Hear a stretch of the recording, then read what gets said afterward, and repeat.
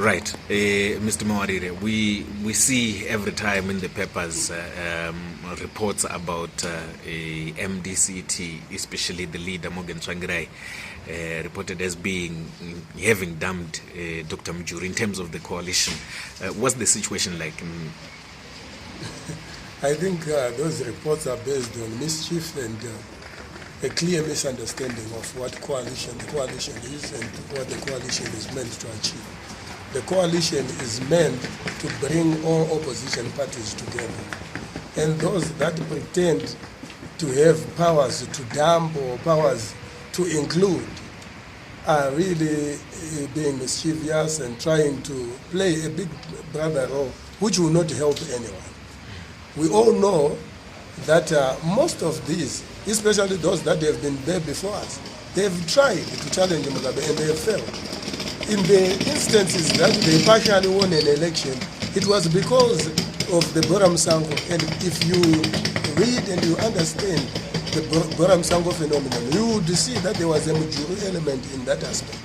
That supporters of Dr. Joyce Mujuru within Zanu PF chose not to vote for the president of Zanu PF in the 2008 general election.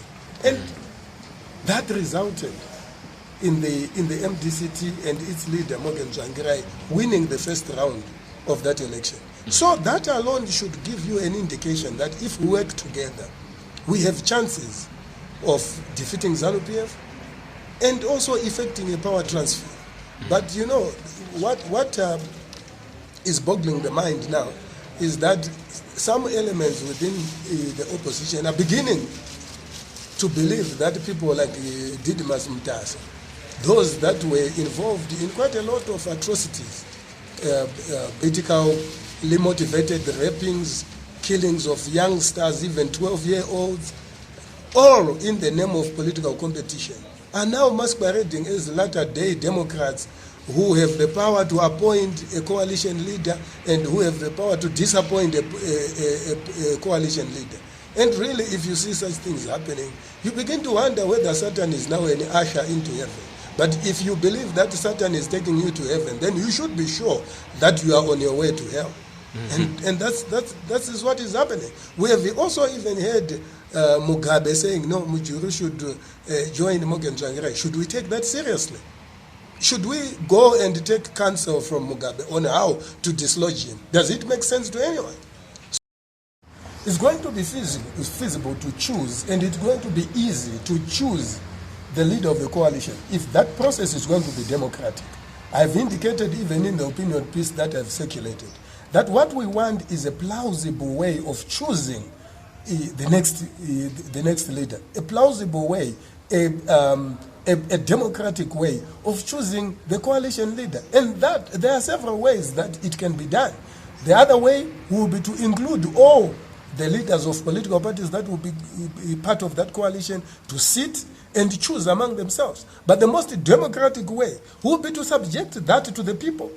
We can have a national primary election for the candidates and let the people choose who they want to lead the coalition, rather than to leave that arduous task of choosing someone who is going to be acceptable to the electorate to people of questionable moral and political background like Mutasa. We can't have Mutasa masquerading as the people of Zimbabwe.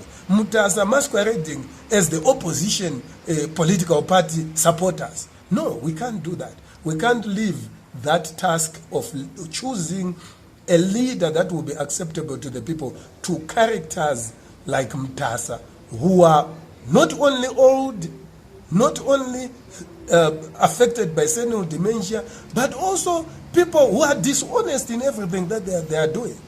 We cannot do that. We can't mortgage our future to such characters. That's the reason why we expelled them, and honestly expecting us to give them that task when we saw that they were not even relevant to the project, the political project that we are building, would be to expecting too much from us.